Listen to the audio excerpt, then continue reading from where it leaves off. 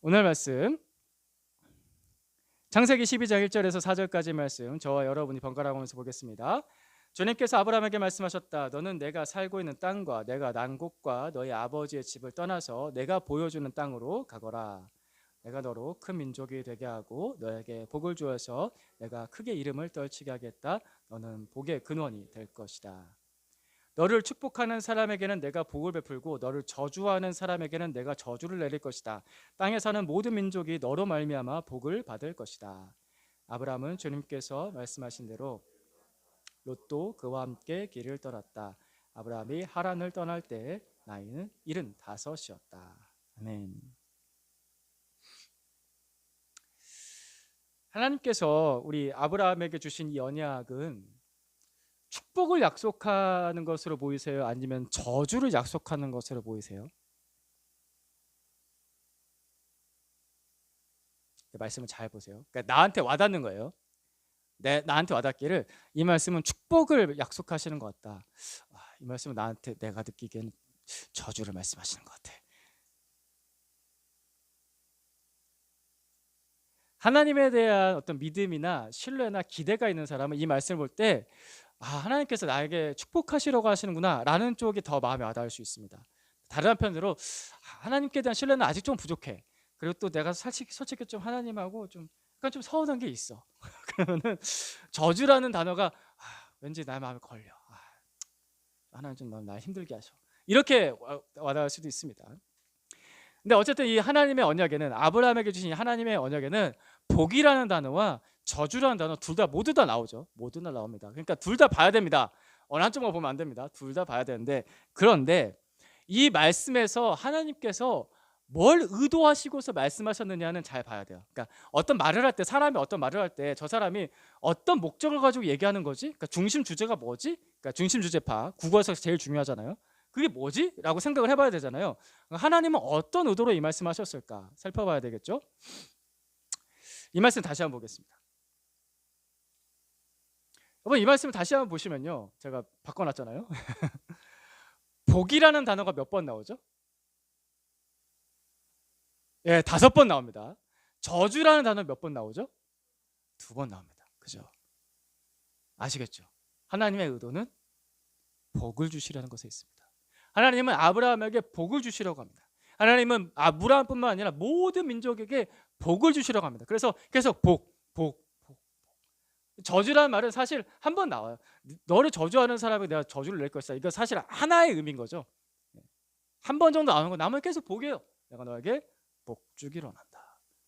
이것이 하나님의 의도, 본심입니다. 하나님은 우리에게 복 주시기를 원하십니다. 하나님께서 아브라함에 복을 주시려고, 그러니까 복된 길을 걸어가게 하시려고, 그래서 먼저 저주받는 길, 복이 없는 길을 떠나라고 하신 거죠. 1절 말씀 다시 볼까요? 앞에 1절 말씀, 떠나라는 말이 여기서 나오잖아요. 같이 보겠습니다. 시작. 주님께서 아브라함에게 말씀하셨다. 너는 내가 살고 있는 땅과 내가 난 곳과 너의 아버지 집을 떠나서 내가 보여주는 땅으로 가거라. 아멘. 우리 이 말씀을 이전에 한번 살펴봤습니다. 하나님께서 무엇에서 떠나라고 하시는 건가? 하나님의 다스림을 거부하고 인간 스스로 하늘까지 높아지려는 그 바벨, 그 욕망이 응집되는 그 바벨에서 떠나라. 하나님께서 주신 복을 온 땅에 충만하도록 나누지 않고 그 모든 복을, 그 모든 능력을 다 끌어모아서 나 혼자 쌓아두고 사려는 그 바벨에서 떠나라. 이 바벨이 아브라함의 고향이었죠. 하나님께서는 그 바벨의 가치관, 그 죄의 가치관에서 먼저 떠나야 된다라고 말씀하십니다. 죄의 길에서 떠나지 않는데 어떻게 복이 임해요? 우리가 많이 들었던 예화 있지 않습니까? 컵이 있어요. 근데 그 컵 안에 더러운 게 막 이렇게 찌꺼기 같은 게 있어요. 어제 썼던 컵이에요. 그걸 다시 끄집어 내와요. 거기다가 목이 마르니까 그냥 그 컵에다 물을 마셔야지 하는 사람들이 가끔 있죠. 가끔 있어요. 게으른 청년들 가끔 있는데, 근데 그건 정상적이지 않아요. 그러다가 병들어요. 그죠? 깨끗하게 먹으려면 어떻게 해야 돼요? 컵을 씻어야죠. 그러니까 복이 없는 길, 죄의 길, 저주의 길에서 먼저 떠나는 게 먼저인 거죠. 그죠? 그래서 하나님께서 떠나라라고 말씀하셨습니다. 그 바벨의 가치관에서, 죄의 가치관에서 떠나라고 말씀하신 다음에 하나님께서 다음과 같은 약속을 주십니다. 2절과 3절 말씀. 여러분이 먼저 2절 읽어주시겠습니까? 2절 시작. 내가 너로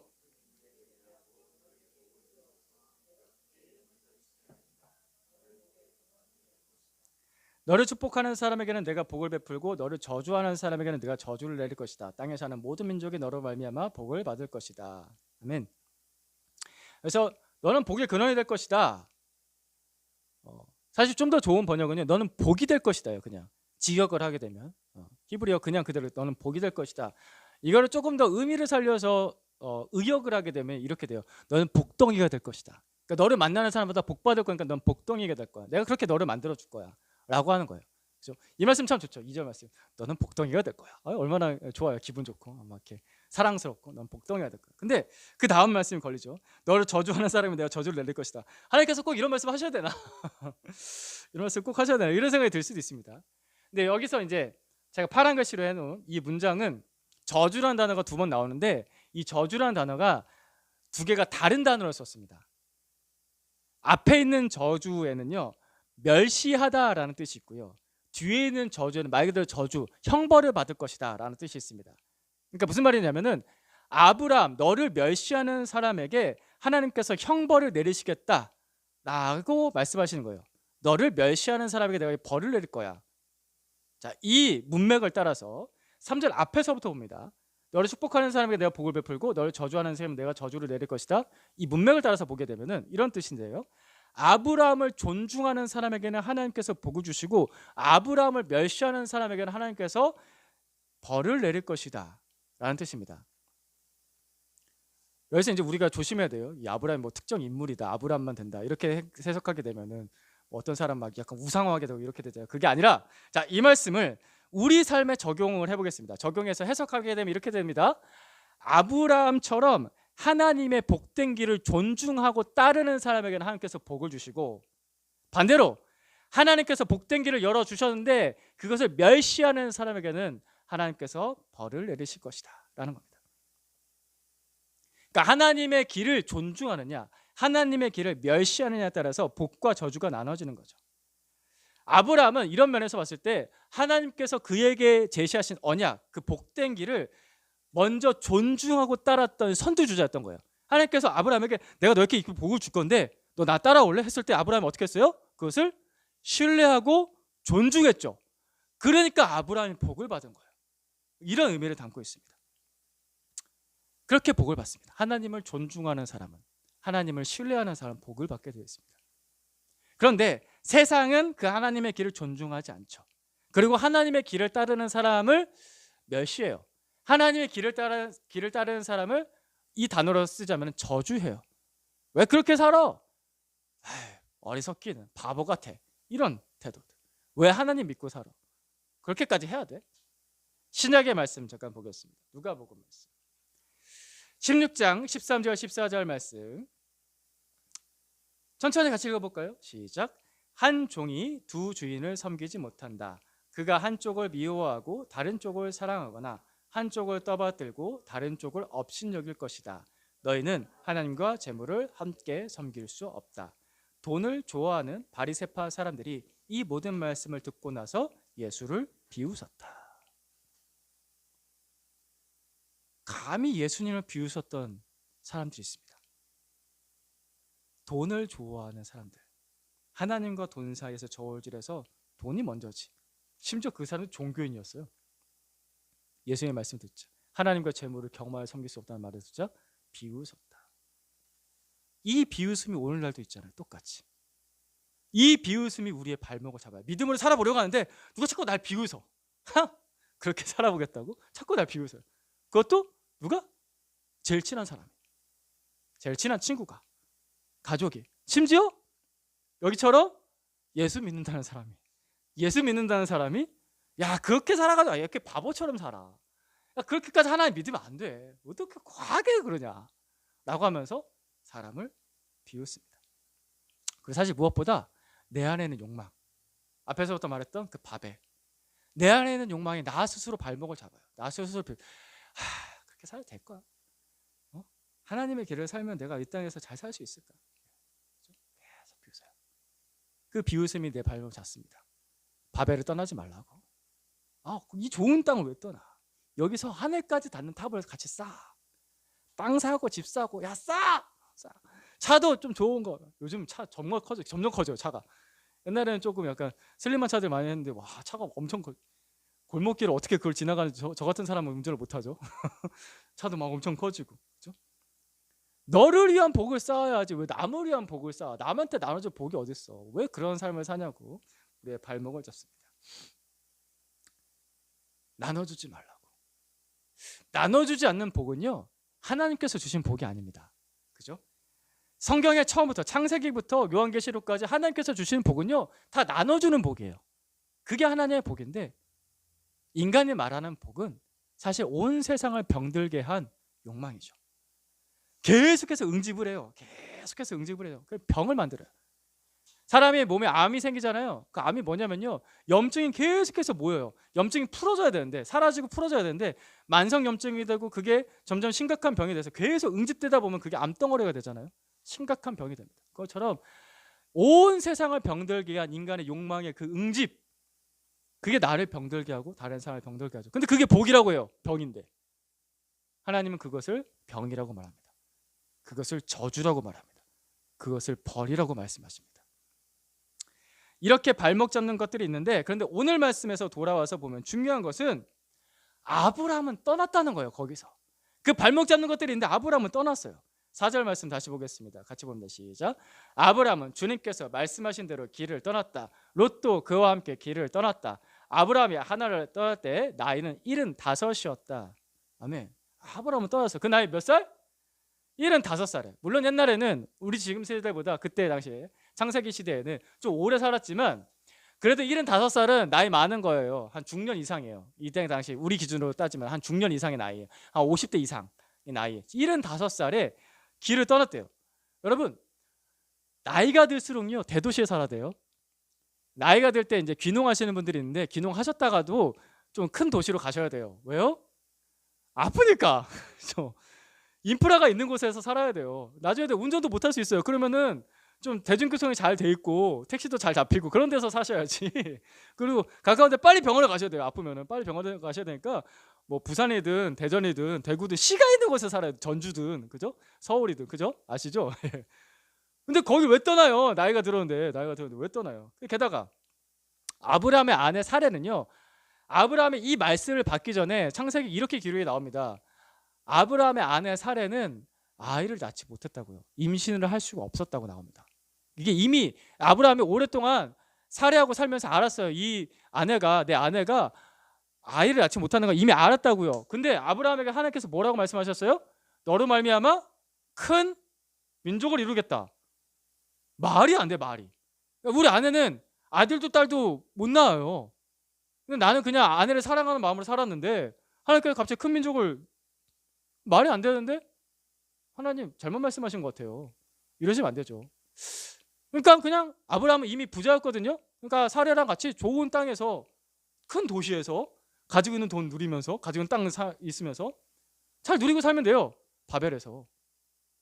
사실 아브라함의 발목을 잡는 게 많았습니다. 이유도 타당했죠. 그죠? 이유가 타당해요. 노년이에요. 하나님 이 나이 어딜 가요? 어딜? 제가 대도시에 살아야지. 거기 어디라고 그 미개한 땅에 가서 저보러 고생하라고 하십니까? 하나님 제 아내는 아이도 못 낳아요. 이유도 타당하고 발목 잡는 게 많았어요. 하지만 그는 떠났다라고 나옵니다. 어떻게 이렇게 떠날 수 있었을까? 하나님께서 아브라함에게 찾아오셨죠. 그를 선택하고 부르십니다. 그리고 그에게 약속하시면서 말씀해 주십니다.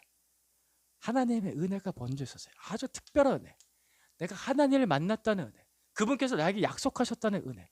그 은혜가 먼저 있고 나서 아브라함은 그 은혜를 경험하고 나서 그 은혜를 신뢰하고 그 말씀을 신뢰해서 존중해서 떠났습니다. 마음으로만 존중한 게 아니에요. 마음으로만 신뢰한 게 아니에요. 실제 삶으로 그것을 액션을 보이죠. 그래서 떠났습니다.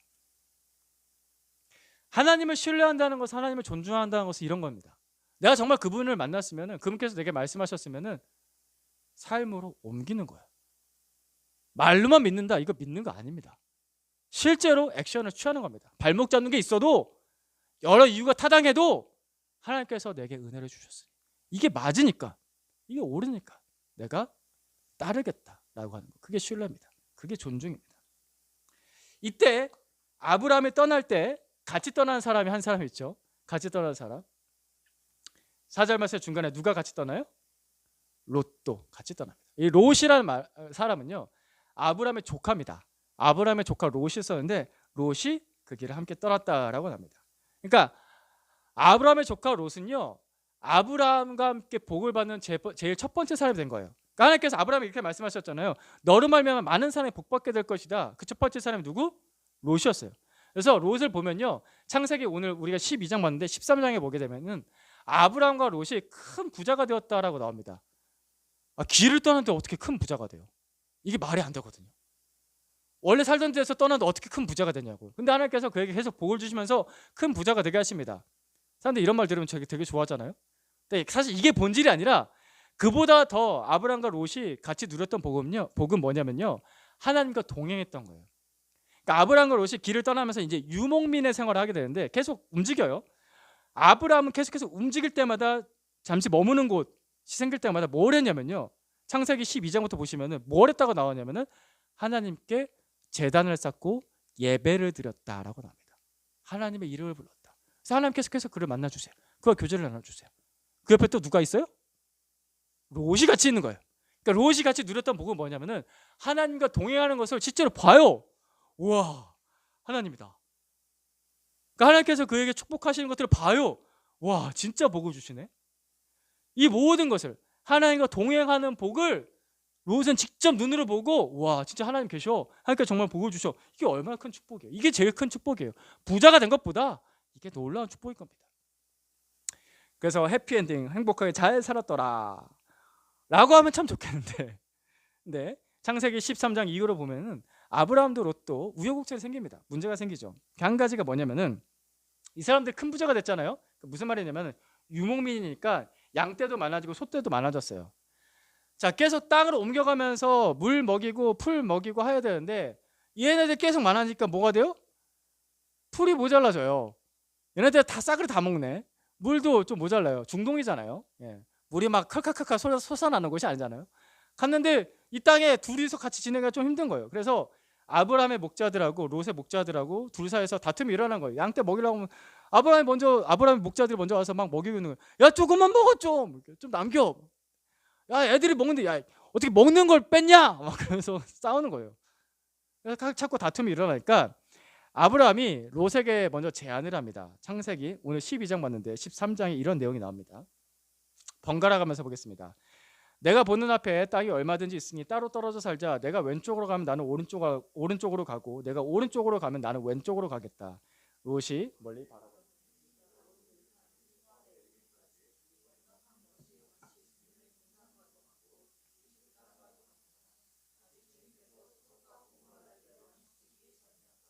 롯은 요단의 온 들판을 가지기로 하고 동쪽으로 떠났다. 이렇게 해서 두 사람은 따로 떨어져서 살게 되었다. 자, 여러분, 성경을 볼 때 어떤 사건들이 계속해서 등장을 하잖아요. 그러면 그 사건들이 앞서 말씀하신 하나님의 말씀에 따라서 바른 행동을 한 것인가를 살펴봐야 돼요. 그러니까 성경에 나왔으니까 이게 옳은 거야 라고만 그냥 판단하게 되면 이거는 정말 1차원적인 생각을 하시는 거예요. 그러니까 하나님께서 먼저 말씀하신 게 있어요. 하나님께서 아브라함에 복을 주시겠다고 하셨고 너로 말미암아 많은 사람을 복받게 하겠다고 하셨어요. 그러니까 너를 통해서 복을 주시겠다고 하셨어요. 이게 전제예요. 그 관점에서 이 13절 말씀을 보십시오. 이게 아브라함과 롯이 바른 판단을 하고 바른 선택을 한 걸까?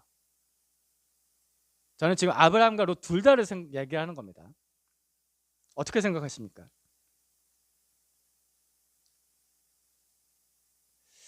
저는 아브라함과 롯이 아직 하나님의 복을 충분하게 이해하지 못했다는 생각이 들어요.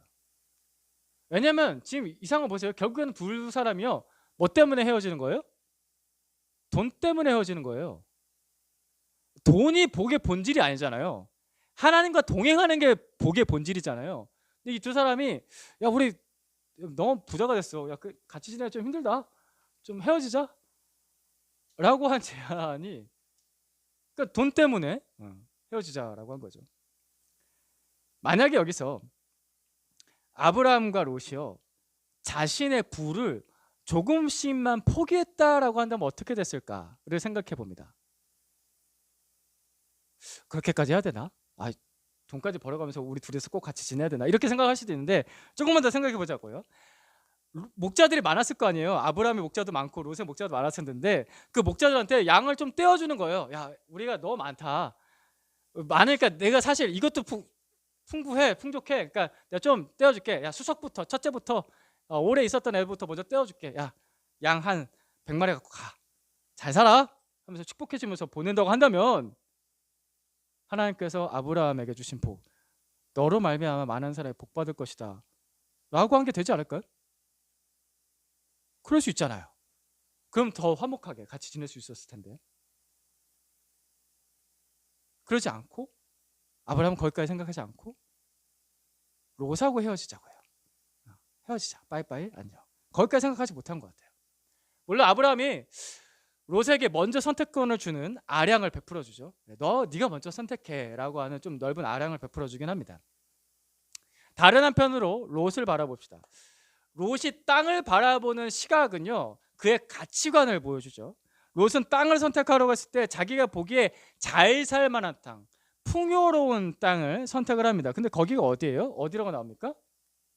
소돔과 고모라. 그 유명한 소돔과 고모라예요. 죄악의 땅이라고 불리는 그 땅. 겉으로 봤을 때 굉장히 풍요로웠던 거죠. 그러니까 풍요로우니까 죄를 많이 지어요. 그리고 롯이 간 방향에 대해서 말합니다. 11절 말씀에 뭐라고? 어느 쪽으로 갔다고요? 동쪽으로 갔다고 나와요. 아브라함과 롯은 지금 원래 어디서 왔죠? 동쪽에서 왔습니다. 메소포타미아 동쪽에서 왔거든요. 근데 롯이 다시 동쪽으로 갔다라고 나옵니다. 성경에 이게 의도적으로 기록한 겁니다. 동쪽으로 갔다. 이것은 롯이 예전의 삶의 방식으로 돌아갔다라는 것을 내포하는 거죠. 결국에는 롯이 소돔과 고모라 가서 엄청나게 고생하죠. 첫 번째, 전쟁이 일어나요. 소돔과 고모라에 살다가 전쟁이 일어나가지고 포로로 끌려가요. 롯이 막 포로로 끌려가요. 근데 아브라함이 조카 롯이 잡혀갔다고 하면서 자기 사병을 끌고 가가지고 막 애써서 싸워가지고 롯을 또 구출해와요. 그 다음에 소돔과 고모라가 죄악의 땅인 거 아시죠? 그 죄악의 땅에 하나님께서 벌을 내리시려고 할 때 하나님께서 먼저 아브라함을 찾아가십니다. 그것도 하나님께서 베푸신 은혜예요. 왜냐하면 거기에 롯이 있는 거 아시니까 아브라함에게 먼저 알려주신 거죠. 막 대화를 나눴어요. 그래서 아브라함이 롯을 위해서 6번이나 간구합니다. 하나님, 그 땅에 의인 50명 있으면 하나님께서 멸하시겠습니까? 그 장면 거기에요. 의인 50명. 근데 아브라함이 생각했는데 아무리 생각해도 의인 50명 안 될 것 같아. 하나님, 감히 하나님께 더 아래입니다. 45명이면. 그래서 어디까지 가면요, 하나님께 막 이렇게 엄청 쭈글쭈글 하면서 아브라함이 계속 아뢰면, 하나님 마지막으로 한 번만 더 아뢰겠습니다. 하나님, 거기서 의인 10명만 찾으시면 그 땅을 용서해 주시겠습니까? 라고 6번 간구하는데 하나님께서 그 마음 아시죠? 그래서 롯을 구출해 내십니다. 롯과 딸을 구출해 내셔서 그를 구원해 주시죠. 하나님의 복된 길에서 아브라함도 롯도 벗어났을 때 둘 다 엄청 고생해요. 이곳을 안 해서도 되는 거잖아요. 안 해서도 되는 건데 그 길을 벗어나니까 엄청나게 고생합니다. 성경에 보시면요, 분명히 하나님께서 잘못된 길을 갈 때, 죄의 길을 갈 때 형벌을 내리십니다. 저주를 하십니다. 하나님께서 죄를 지어도 괜찮고 잘못해도 괜찮아, 그런 분이 절대 아니세요. 하나님은 공의롭고 정의로운 분이십니다. 그 죄와 그 잘못된 길에 대해서 분명히 책망하십니다. 형벌을 내리십니다. 그게 저주라고, 저주의 길이라고 분명하게 말씀하십니다. 하나님은 그런 분이십니다. 이거 잊어버리면 안 됩니다.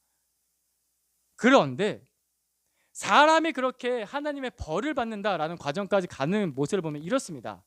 사람이 하나님의 복 그 바깥쪽으로 떠나갑니다. 그렇죠? 사람이 하나님의 보호 그 바깥쪽으로 떠나간다고요. 그래서 사람이 사실 그 저주를, 그 형벌을 자초하는 거예요. 하나님의 보호 바깥쪽에서. 여러분, 산행을 하다가 원래 가야 될 산길에서 벗어나면은 어떻게 됩니까? 거기 울타리 잘 쳐놓고 계단 잘 만들어 놓은 그 길 따라 잘 가야 되는데 괜히 저쪽 길이 더 좋아 보여, 우리 모험을 해볼까? 우리 신나는 모험을 떠나보자 하면서 다른 길로 가볼까? 하게 되면 어떻게 되냐면요, 긴급 문자 날라와요. 아차산에 있는 서모 씨를 찾습니다. 행색은 니트티를 하고서 목도리를 메고 늘 목도리를 메고 다닙니다. 막 이러면서 하는 서모 씨를 찾습니다라고 긴급 문자 날라오고요. 낮 동안에 못 찾으면 어떻게 돼요? 저녁에 뉴스에 떠요. 예, 저녁에 뉴스에 떠요. 아직도 조난적인 서모시를 찾습니다. 뉴스에 나온다고요. 길을 벗어난 바깥쪽 길을 선택하면. 그래서 예수님께서 복음서에서 지옥에 대해서 표현하실 때 이렇게 표현하십니다. 바깥 어두운 데라고 표현하십니다. 바깥 어두운 데. 계속 바깥 길을 선택하는 사람이 마지막에 가는 곳이 어디예요? 바깥 어두운 데입니다. 이것이 사람의 죄성입니다. 하나님을 떠나 바깥쪽으로 계속 가려고 해요. 이게 반역하는 마음이거든요. 이게 바벨의 습성입니다. 하나님 없이 살아보자. 꼭 그렇게까지 해야 돼? 그 바깥에는 늘 힘들고 고생하는 길이 펼쳐집니다. 보기엔 좋아 보이죠. 소돔과 고모라처럼. 주님의 동산 같아. 아니에요.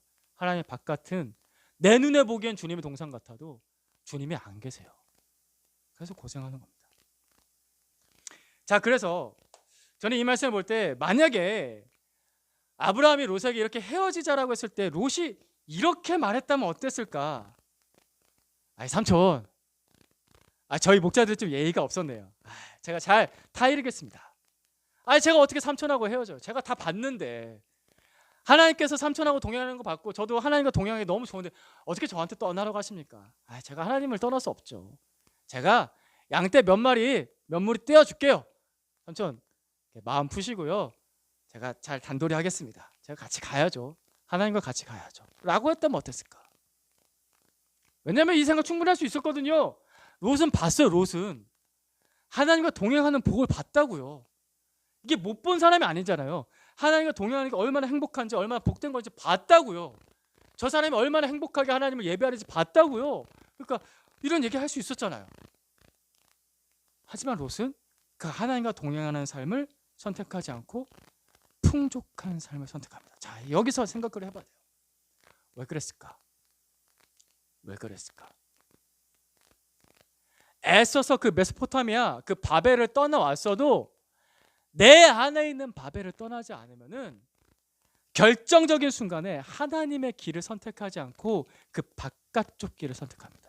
내 욕망의 길. 여기서 한번 좀 나가보자. 이렇게 하면 내가 좀 더 잘 살 수 있을 것 같아. 그 바깥쪽 길을 선택하기 시작합니다. 이 속마음을 모른다는 게 힘듭니다. 나 스스로도. 그리고 목사 입장에서도 이게 제일 힘들어요. 목회를 할 때도 나 스스로도 이 속마음을 내 스스로 잘 모르겠고 내가 다른 사람을 섬길 때도 이 속마음을 모르겠다는 게 참 힘들어요. 그리고 여러분들 이게 힘들걸요. 내가 진짜 뭘 원하는지 평상시에는 잘 안 나타나요. 어려울 때 나타나요. 어려울 때. 그냥 평안할 때 교회 잘 다닐 때는 저 사람이 바벨을 떠나온 것 같아요. 죄악의 길을 떠나온 것 같아요. 근데 진짜 어려운 순간이 결정적인 순간이 닥쳐오면은 하나님을 따르는 길하고 내 욕망을 따르는 길 둘 중에서 바깥쪽 길을 선택한다고요. 그러니까 평안할 때 그래도 내가 예수님 잘 믿고 있다고 생각할 때 지금 스스로 잘 질문을 해봐야 됩니다. 나는 회개했는가? 진심으로 회개했는가? 회개의 뜻은 뭐냐면요. 내가 원래 가던 길, 그 죄의 길에서 원래 가다가 유턴을 한다는 뜻이거든요. 난 진짜 회개했는가? 난 진짜 그 바벨의 길에서 죄의 길에서 돌아서서 하나님의 길이 복된 길이라고 믿고서 난 정말 큰 유턴을 했는가? 잘 스스로 질문을 던져봐야 됩니다. 아니면 내가 아직도 하나님과 세상 중에서 내게 득이 되는 것을 저울질하고 있는가?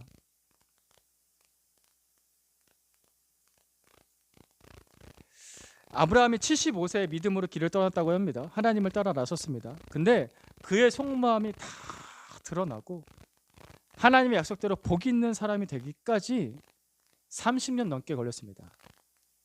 75세에 길을 떠났잖아요. 99살에 네가 이삭을 낳을 것이다. 아들을 낳을 것이라는 약속을 받습니다. 여기까지만 해도 약 25년 걸려요. 그리고 나서 이삭이 자라나고 그 결정적인 순간 모리아산에서 그 장면 아시죠? 아브라함이 이삭을 바치게 되는 그 순간 하나님께서 멈추라고 하시잖아요.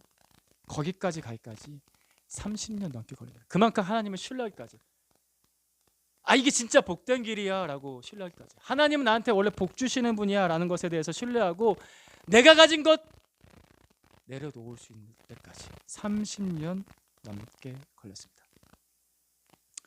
하나님께서는 그 아브라함과 30년 동안 동행하신 거예요. 계속해서 신뢰할 수 있도록 복을 주시면서 잘못했을 때 길을 돌이키게 하시고 고쳐주시면서 그를 양육하신 겁니다. 아브라함에게 필요한 시간만큼 하나님께서 그와 동행하시면서 그를 양육하셨어요. 여기서 한 가지 더 생각을 해봅니다. 롯이 만약에 이 시간을 함께 했다라면 어떻게 됐을까? 그때 양떼 많아졌다고 해서 좀 불편하다고 해서 떠나지 않고 롯이 만약에 아브라함과 삼촌 같이 가요, 하나님하고 같이 가야죠 라고 하면서 그 30년의 여정을 같이 했다라고 하면 어떻게 됐을까 상상해 보는데, 하나님께서 본인을 소개하실 때 이렇게 소개하십니다. 구약에 제일 많이 나오는 표현 중에 하나죠. 나는 아브라함의 하나님, 이삭의 하나님, 야곱의 하나님이다로 자신을 그렇게 소개하세요.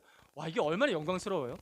그러니까 창세기 12장에 나왔던 그 말씀, 내가 너희 이름을 크게 할 것이다, 이게 뭐 유명하게 할 것이다, 그런 의미보다 이렇게 된다는 거예요. 하나님께서 자신을 소개할, 나는 아브라함의 하나님이야 라고 소개하신다고요.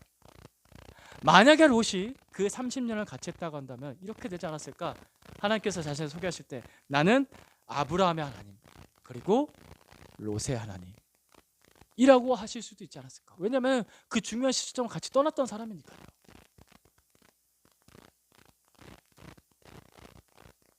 이런 아쉬움이 좀 있습니다. 아브라함이 30년 걸렸습니다. 30년. 나는 몇 년 걸릴까요? 물론 구원은 단 한순간에 일어납니다. 내가 예수 그리스도를 영접하는 순간 단 한순간에 구원을 받고서 내가 이 죄의 땅에서 떠나 하나님의 복된 삶을 살아가는 삶, 그 하나님 나라에서 살아가는 삶을 그때 바로 한순간에 시작하게 됩니다. 하지만 믿음은 하나님의 복된 길을 따라가는 여행입니다.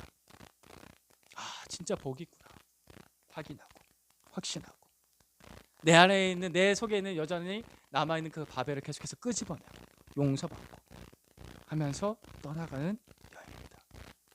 여러분, 롯처럼 혼자 따로 떨어져 나가면 안 됩니다. 바깥길을 떠나가면 안 됩니다. 위험합니다. 하나님께서 분명히 말씀합니다. 거기는 바깥쪽이라고, 위험하다고, 저주가 있고 형벌이 있다고, 안으로 돌아오라고. 내 속마음 숨긴 채 혼자서 이렇게 해도 될 것 같아, 그렇게까지 해야 돼, 바깥길을 떠나가면은 위험합니다.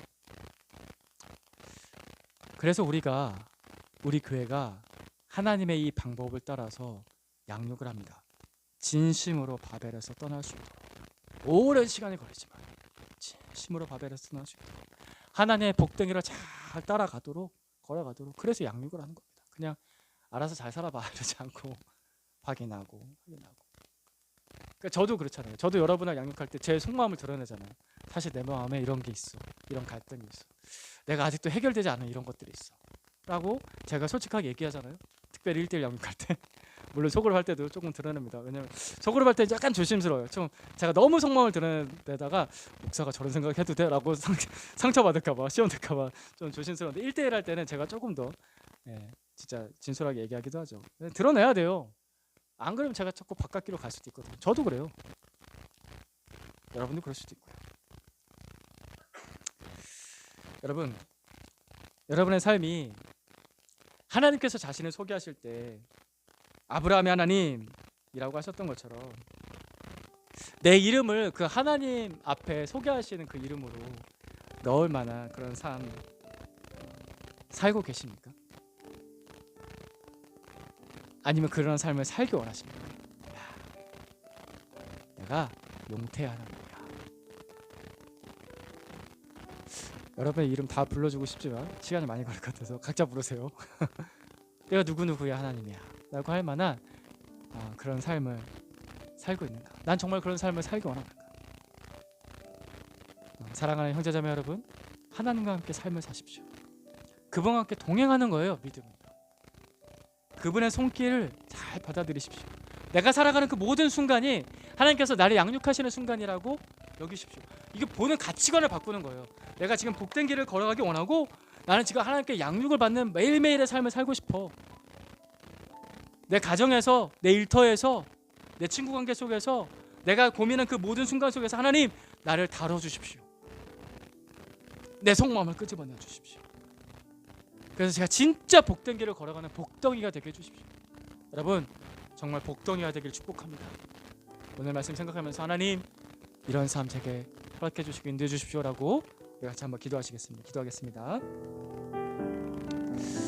하나님 아버지 믿음의 선배, 믿음의 조상이었던 아브라함을 통해서 우리가 그 복된 길을 봅니다. 하나님, 우리에게 복 주시려는 하나님 감사합니다. 우리가 정말 행복한 길을 걷게 하시는 그 길을 열어주시는 하나님 감사합니다. 하나님 정말 신뢰하면서 잘 따라가길 원합니다. 하지만 주님, 우리 발목 잡는 건 많습니다. 세상의 비웃음이 우리를 발목을 잡습니다. 돈이 우리 발목을 잡습니다. 사실 제 안에 있는 욕망이 제 발목을 잡습니다. 그렇게까지 해야 돼 라는 그런 생각들이 제 발목을 잡습니다. 하지만 주님, 우리 믿음의 선배들처럼 내 발목 잡는 거 뿌리치고 하나님 잘 떠나가기를 원합니다. 내게 주님 말씀하셨으니, 내게 주님 은혜 베푸셨으니, 내게 그 모든 신실하심을 나타내셨으니, 신실하신 그 주님, 나에게 친구가 되어주신 그 주님 쫓아서 우리도 주의 신실한 친구가 되겠다라고 쫓아갈 수 있기를 원합니다. 주님, 저를 붙잡아 주십시오. 우리를 인도해 주십시오.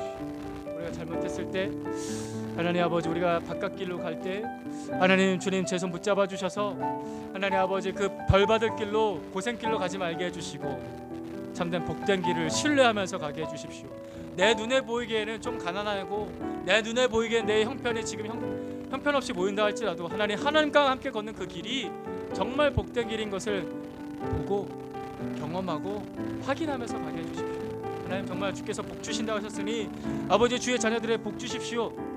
이 세상에서 하나님 아버지 너무 힘들게 살지만은 알게 해주시고 하나님 아버지, 주께서 주신 그 모든 충만한 복을 잘 누리면서 잘 살게 해주십시오. 근데 그 잘 사는 것에 또 현혹돼서 돈 따라가지 말게 해주시고 그 잘 사는 것보다 하나님과 동행하는 것이 나의 복이라 고백하는 삶 되게 해주십시오. 주님을 예배하는 삶이 나의 복이라 고백할 수 있게 해주십시오. 내게 주신 이 복을 다른 사람과 나눌 수 있는 것이 복이라 라고 고백할 수 있는 진짜 하나님의 복받은 사람 되게 해주십시오. 복덩이가 되게 하셔서 나누게 해주십시오. 나누는 자 되게 해주십시오. 내 옆에 있는 사람이 우리를 통하여서 복받게 해주십시오. 하나님, 믿음으로 복된 길 잘 걸어갈 수 있게, 신뢰하며 따라갈 수 있게, 이 여행을 잘 마치고 하나님 아버지 마지막 순간 주님 앞에 하나님 행복했습니다 라고 고백할 수 있는, 남겨진 사람들에게 너희도 행복하라고, 하나님 때문에 행복하라고 말할 수 있는 그런 사람, 그런 멋진 믿음의 사람 되기를 소망합니다. 아버지, 이 꿈을 버리지 말게 해주십시오. 이 꿈을 잘 붙잡고 따라갈 수 있게 해주십시오. 우리 믿음을 더욱 견고하게 해주시옵소서. 신실하신 하나님 아버지,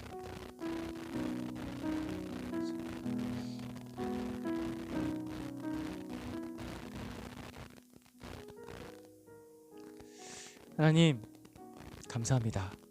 신실하신 주님을 의지합니다. 우리도 주님과 함께 믿음으로 그 복된 길을 걸어가게 하여 주시옵소서. 우리 안에 아직 드러나지 않은 바벨, 그 죄의 가치관들을 드러내 주시고 바깥길로 들어서기 전 회개하는 자, 주님의 길로 잘 따라가는 자, 하나님께로 날마다 돌아서서 주의 손 붙잡고 따라가는 자, 하나님의 길을 따라가는 자 되게 해주시옵소서. 그래서 우리를 통하여서 많은 사람이 복받게 해주십시오. 내 옆에 있는 사람이 나 때문에 복받고 나의 복을 나눠줄 수 있게 주님, 주께서 원래 주신 그 복이 제 역할을 할 수 있게 하나님 우리의 삶을 인도하여 주시옵소서. 예수님의 이름으로 기도드립니다.